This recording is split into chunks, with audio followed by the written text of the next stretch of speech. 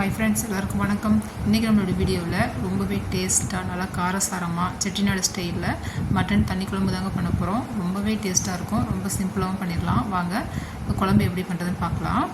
Stove on பண்ணிவிட்டு கடாய் வச்சுக்கலாங்க. இதில் 1 ஸ்பூன் சோம்பு, 1 ஸ்பூன் ஜீரகம், 1 ஸ்பூன் மிளகு சேர்த்துக்கலாம். இதோட 2லேருந்து 3 காஞ்ச மிளகாய் சேர்த்துட்டு நல்லா வறுத்துக்கலாம். எண்ணெய் விடாமல் நல்லா ட்ரையாக வறுத்துக்கலாம். இதோட 1/2 ஸ்பூன் கசகசாவும் சேர்த்துக்கலாம். சேர்த்துட்டு நல்லா வறுத்துட்டு ஒரு பாத்திரத்தில் எடுத்து வச்சுக்கலாங்க.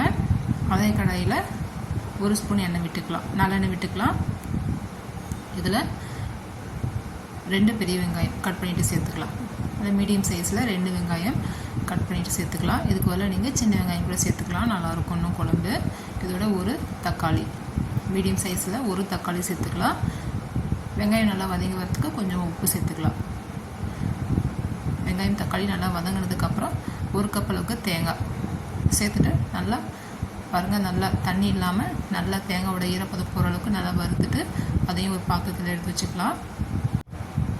அதே கடாயை அடுப்பில் வச்சுட்டு 2 ஸ்பூன் எண்ணெய் விட்டுக்கலாங்க. இதில் 1 பிரிஞ்சி இலை, 1/2 ஸ்பூன் சோம்பு சேர்த்துட்டு வெங்காயம் கட் பண்ணிவிட்டு சேர்த்துக்கலாம். 1 பெரிய வெங்காயம் இந்த மாதிரி நல்லா நீட்டமாக கட் பண்ணிவிட்டு சேர்த்துக்கலாம். வெங்காயம் நல்லா வதங்கி வரத்துக்கு கொஞ்சமாக உப்பு சேர்த்துக்கலாம். சீக்கிரமாக வதங்கி வந்துடும் நம்ம உப்பு சேர்த்து வதக்கும் போது. இந்த அளவுக்கு வதங்கினதுக்கப்புறம் 2 ஸ்பூன் இஞ்சி பூண்டு பேஸ்ட்டு சேர்த்துக்கலாம். சேர்த்துட்டு நல்லா இஞ்சி பூண்டோட பச்சை மணம் போகணும், நல்லா வதக்கிக்கலாம். இப்போ இந்த டைமில் இஞ்சி பூண்டு நல்லா வதங்கினதுக்கப்புறம் 3/4 கிலோ அளவுக்கு ஆட்டுக்கறி சேர்த்துருக்கேன். கறிக்கு தேவையான அளவு உப்பு சேர்த்துக்கலாம். கறி நல்லா வெந்து வரணும். நல்லா சுருண்டு நல்லா தண்ணி விட்டு நல்லா வதங்கி வர அளவுக்கு நல்லா வதக்கிக்கலாம். இதோட கொஞ்சமாக மஞ்சத்தூள் சேர்த்துக்கலாம். சேர்த்துட்டு நல்லா கலந்து விட்டுக்கலாம். நல்லா இந்த மாதிரி நம்ம கலந்து விட நல்லா தண்ணி விட்டு வரும். நல்லா கலந்து விட்டுட்டு இப்போ இதோட பாருங்கள், இந்த அளவுக்கு வந்ததுக்கப்புறம் மிளகாத்தூள் சேர்த்துக்கலாம். வெறும் மிளகாத்தூள் சேர்த்துருக்கேன். இதோட தனியாத்தூள் பார்த்திங்கன்னா ஒரு 2 ஸ்பூன் தனியாத்தூள் சேர்த்துருக்கேன். கொஞ்சமாக கரம் மசாலா 1 ஸ்பூன் கரம் மசாலா சேர்த்துக்கலாம். சேர்த்துட்டு நல்லா கலந்து விட்டுக்கலாம். நான் வந்து கரம் மசாலா சேர்த்துக்கிறேன். இதுக்குள்ள நீங்கள் மட்டன் மசாலா கூட சேர்த்துக்கலாம். நல்லா கலந்து விட்டுக்கலாம். நல்லா இந்த மாதிரி சுருண்டு நல்லா வதங்கினதுக்கப்புறம் தண்ணி விட்டு கறி வேக வச்சுக்கலாம். கறி மூழ்கிற அளவுக்கு தண்ணி விட்டு மூடி போட்டு வச்சிடலாம். கறி நல்லா வெந்து வரணும்.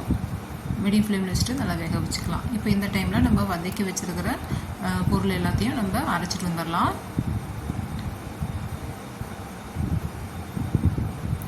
கொஞ்சமாக தண்ணி விட்டு அரைச்சிக்கலாம் வெங்காயம் தக்காளியை. இதை வந்துட்டு நல்லா பவுடராக பொடிச்சிட்டு வந்துடலாம். பாருங்கள், இந்த அளவுக்கு நல்லா பவுடராக அரைச்சிக்கணும். வெங்காயம் தக்காளியும் நல்லா மையாக அரைச்சிக்கலாம். கறி பார்த்திங்கன்னா நல்லா வெந்துருச்சு.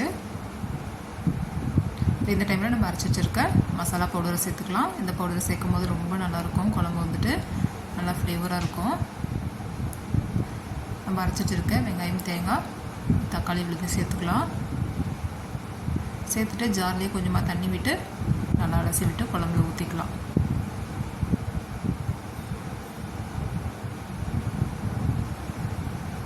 நம்ம பார்த்திங்கன்னா சோம்பு ஜீரகம் மிளகுலாம் வந்து வறுத்து இந்த மாதிரி பவுடர் பண்ணி போட்டிருக்கனால குழம்பு பார்த்திங்கன்னா நல்லா டேஸ்ட்டாக இருக்கும், நல்லா மணமாகவும் இருக்கும்.